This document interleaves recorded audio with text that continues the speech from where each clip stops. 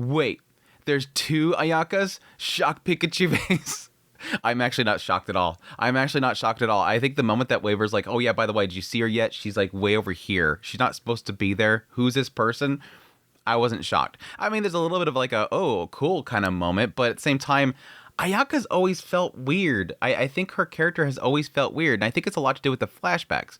It always gives me a sense that this girl's not really, she doesn't have like agency. Like she doesn't have like her own self. She's just kind of going with the flow. I was told to do this. Oh, I'm haunted by this, so I'm going to do this. They told me to be here. I'm not a mage. I'm not your master. Oh no. Like she's just like this vessel, this box that just kind of moves around with things and complains every now and then. It doesn't feel like she's got a personality, a self, a place to go back to. There's a key thing, a place to go back to. And you can say it's because, well, her family's killed and this Red Riding Hood's haunting her. I don't even think that's the case either. And then you have all these flashbacks that she's having. She's seen Gilgamesh before. It's like, okay, yeah, she's like a muddied thing of memories. And she's probably created by the Einsburn. She's probably homunculus, and she's self-aware. Like, she thinks that she's a self, but she's not. She's going to be like one of those things where suddenly at some point, you know, the guy loses his arm and realizes that he's been a robot the whole time. It's one of those things. Like, they've gained sentience and forgot that they were once a robot or a doll. That's where I think they're going with Ayaka's character, and yeah, as to the significance of that, that's the question mark. But it does kind of all line up to the idea of her being sort of this, again, like a proxy for the actual master, feeding through her, this doll that just kind of goes out in the battlefield. You know, how they're going to play that into her being like a significant character and make it, you know, feel for the character itself, that's the question mark. I hope it doesn't turn into like the usual, like, again, like I mentioned earlier, the idea that at some point she loses an arm and realizes she's been a doll this entire time, and then she cries over the fact that she's, you know, always been a doll and she's never been a human and that she's not worth protecting anymore because she's just a doll. We'll see. But anyways, the episode 11 of Fate Strange Fate, overall, really solid episode. We got a name drop of Tosaka. I had Tosaka's name drop. I was like, yes, my girl. And then Waver's like, no, I don't want to use her. I'm like, damn it. She's like, hey, Waver, why don't you contact Tosaka? She can help that girl make things worse. I'm like, damn it, Waver. Bring Tosaka in the mix. That sucks. It sucks. But yes, getting more into Subaki herself, who again is this girl that's, you know, trapped inside this coma. Getting more into her, seemingly pointing out that her servant could be potentially a god, or at least something that was known as a god at some point. But yeah, let's just jump into the episode proper. Let's start off things with Sigma. Yes, Sigma waking up, and he's with Assassin, and Subaki comes up and greets him. It does imply here, and kind of says it later on with Sigma saying that, yes, it looks like the parents are kind of just going along with this, like they've been brainwashed of some sort. Even still, he's looking to get some information out of them. But yes, Subaki's just kind of taking care of him, apparently. At some point, yes, Sigma does mention, is this a heroic spirit? It seems like a phantom or a demon creature. But then Assassin says, no, I can't sense a consciousness or an ill will. That's the odd thing there. I think it's going to be an aspect where she just doesn't see it, doesn't sense it, but it's still there. Like, there is a consciousness, but it's just kind of deep inside there. For now, all they're seeing is sort of this hollow, shadowy figure. They're not able to see through it and to whatever it is. We do see later on where Subaki is crying alone. She's, you know, afraid that everybody's going to disappear again. And then at some point, something comes forward to talk to her. And I'm assuming that is going to be what is inside this shadow, what's inside this Mr. Ghost, Mr. Black, whatever. And this individual says, girl bewildered within a dream, I am one that was once called a god of a particular place. Nowadays, I am merely that which remains of said deity. So it implies to me that this was something that was once worshipped. But it says once called a god of a particular place. Not that they are a god. So this sort of kind of matches up with the idea of not necessarily that this Grail War has summoned a god or a deity. It just summoned something that is seen as a deity, which again will, based on how they've kind of played out things, will, you know, play out in its power even still. So it'll be interesting to kind of see how that plays out. Who exactly it is, I don't recognize them, so I'll personally be waiting until they reveal that, but it does seem like she is somewhat, you know, summoned a god. I kind of assume it would be like the plague or something like that, based on how everybody is sort of being affected by this thing. They're getting marks on their bodies. I assume that might be the plague. Now, did anybody worship the plague? Could be. Could be. They could have seen that it was a god. The effect itself was God's punishment or something like that. And thus, the writer, this ghost, this Mr. Black will end up being an actual plague. We'll see. Why is it saving Subaki and helping her out? That's the question mark. Again, that might play into those mythologies and whatnot. Either way, it's interesting that she's there with them. It did imply the point in which Subaki did meet this. Again, I'm assuming that she was in her coma at the time, and she was just kind of wandering around in her own mind. And then at some point, even though she was feeling that she let her parents down, this ghost shows up and saves her and, becomes her servant. But cutting over to the part that I found really interesting, and that is the scene with Tine and Inkyoo. I really like this because I was really kind of curious as to how they could possibly keep Tine in the mix, because I was actually liking her story. This idea of this girl that's from this tribe that, had their lands taken away from them, and now she's a part of the Grail War, with Gilgamesh, able to finally kind of stand up. And I like that they were building the idea of Gilgamesh trying to give her the confidence to seek out what she wants to seek out. Yes, you were brought here because you're trying to reclaim your lands, but what do you want to do? You've been given the power. I am here as the king, and I can give you anything. What would you have me do? Oh, is that what you want? Or did they tell you that's what you want? It's this cool idea of her finally having a purpose and building her own purpose. And it feels like it sucks that if Gilgamesh is out of the picture, which, Inkyoo feels like he's out of the picture. Says he's done or whatever, but he's still physically there. So he's not gone yet. He could still technically come back. Inkyoo thinks that he's gone. So with him gone, what happens to Tine? Is her story just done? Is she going to just be on the sidelines crying and whining about the fact that she couldn't fulfill her purpose or whatever? What are they doing with her? There's the answer. Inkyoo comes strolling in, just strolling in, and Tine's like, are you here to finish him off?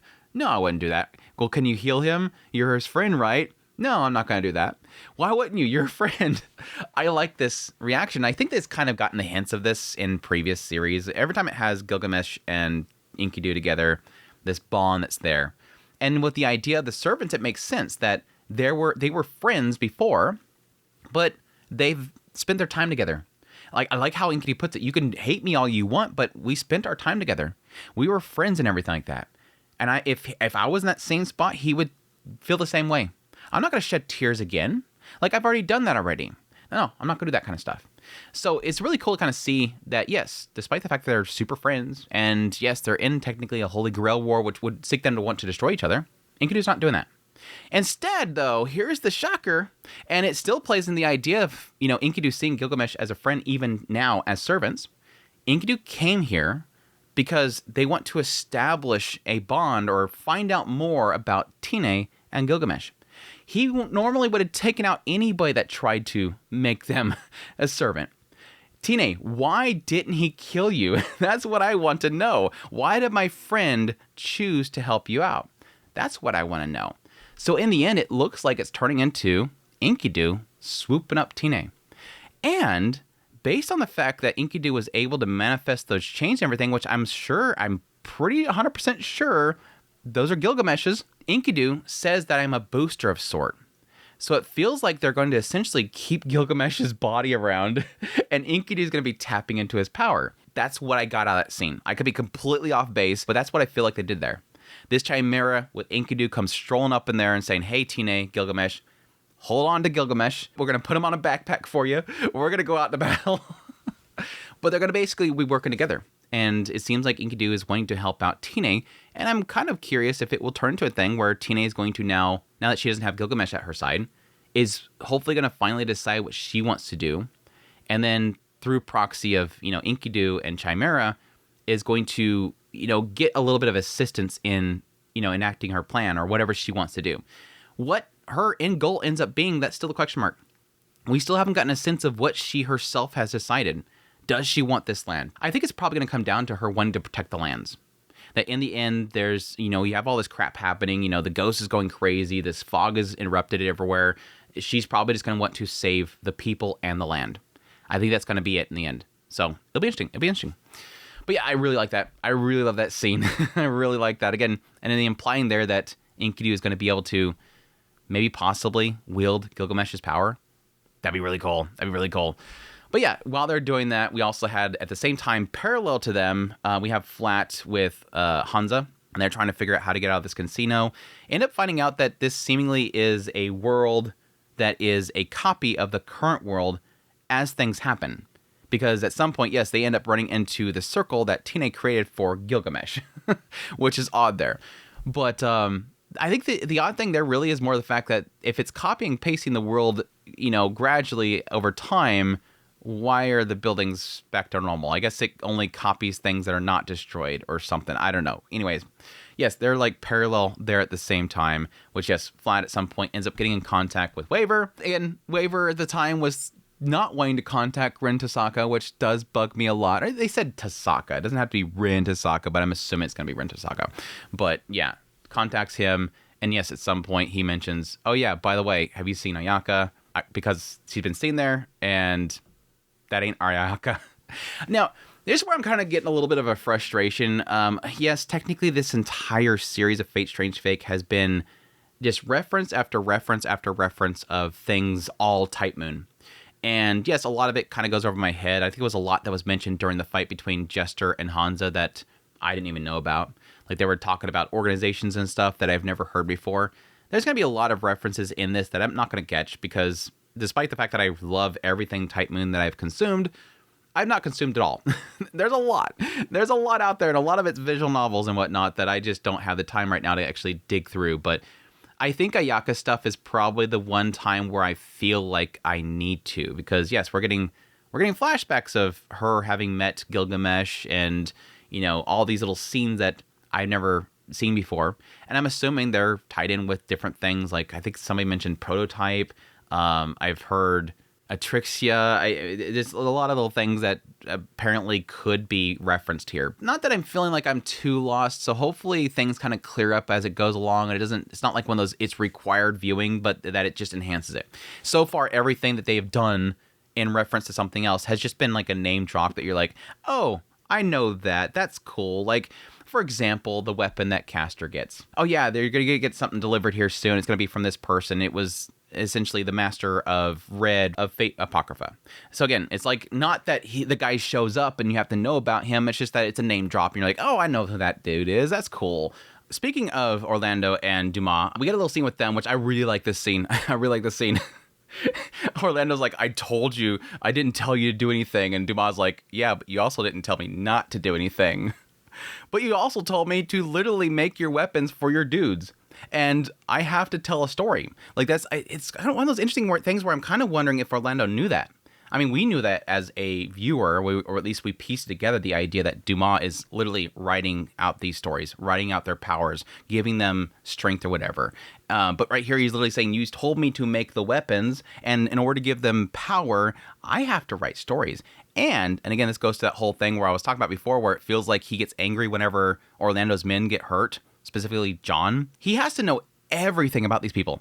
He has to know their names, their voices, their backstories, everything. And again, it makes sense to make a consistent and cohesive story that has no, faults to it or whatever. He's got to know everything about them. He has to make these stories make sense to it, and all that logic is in there in order to make them powerful. They're my characters. They're my heroes. It's so cool. I love it. I love Duma and his kind of connection to Orlando's men, despite the fact that Orlando doesn't seem to want him to be involved with anything.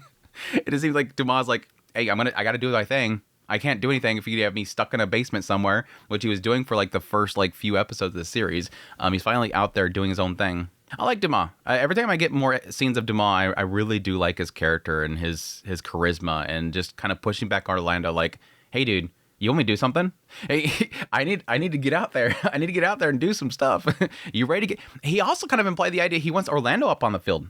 It's time for you to get out there. Are you ready to go? Let's go. Let's jump in there. Let's get your people. Let's go get your men. It's super cool. We did get a little brief shot of Ishtar. Her mentioning the fact that she wasn't summoned by the Grail War, but specifically she manifested because the power that she had left behind had been activated. That she burned a blessing into the world, that if that disrespectful king and that cheeky doll were ever to meet again, I would be brought here. I'd use all of my divine body and soul to protect the humans. Doesn't want the two of them, Inkyoo or Gilgamesh, be messing around. So she wants to destroy them. But yeah, that gets us down to the last segment, which is around Ayaka and Richard. The fact that they're in a church again, and we get a little brief backstory of Richard, the fact that he's like perfect at everything, and he feels like he's never going to meet friends because of it, and his mother tells him, don't worry, just, keep doing what you're doing and tell stories about it.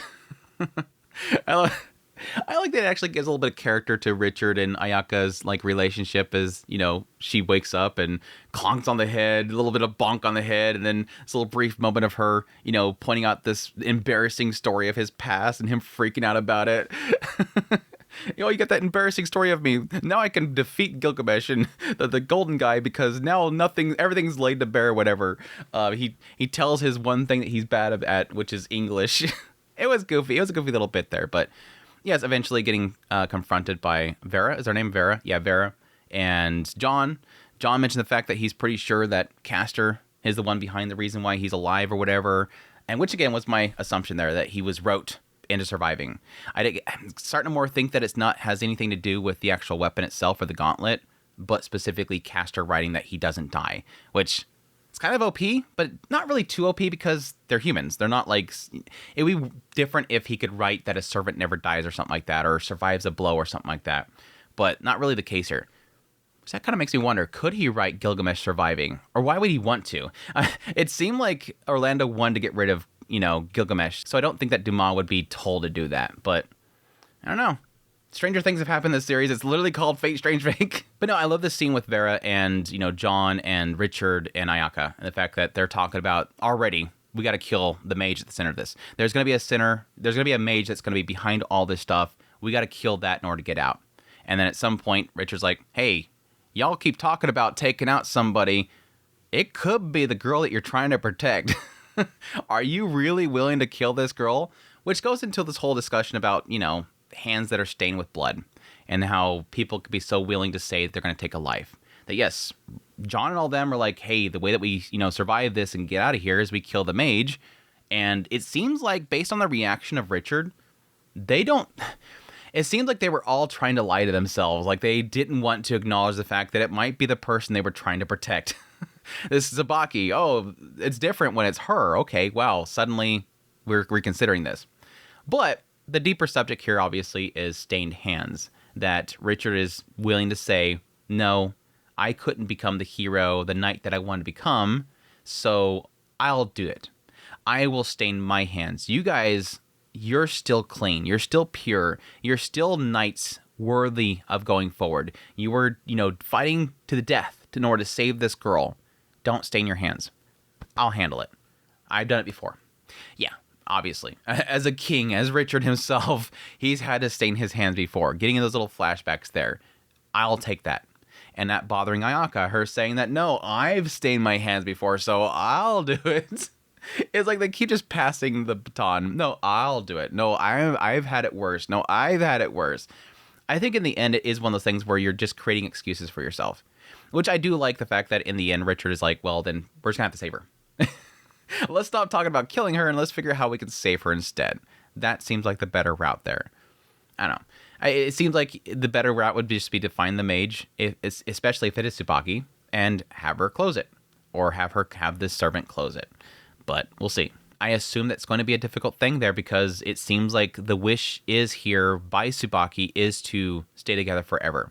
That she doesn't want to lose anything around her, and this thing is creating that world. In destroying that world, she loses everything, which is against the will of what she wants. Anyways, I think that's pretty much everything in the episode. Oh yeah, we did see... Faldius was like given a rundown on what happened. At some point, they showed a picture of Hippolyta. Like, apparently she was in the area. I was actually thinking about that the other day. I was actually talking to somebody. I'm like, wait, she's not even in the show anymore. Somebody showed a picture. I'm like, who's that? And they're like, oh, it's Ryder. I'm like, there ain't no Ryder in this one. There's no true Ryder. What are you talking about? We haven't seen her since that one battle and she's disappeared. But apparently she, along with Alcaides, escaped from that area. So apparently she was there. Apparently she was watching from a distance or something like that. But anyways, that's my thoughts on the episode. Hope you guys enjoyed this video. As always, if you did, hit the like button below. If you like this content and you want to support it more, become a member of our channel. Till next time, you'll take care.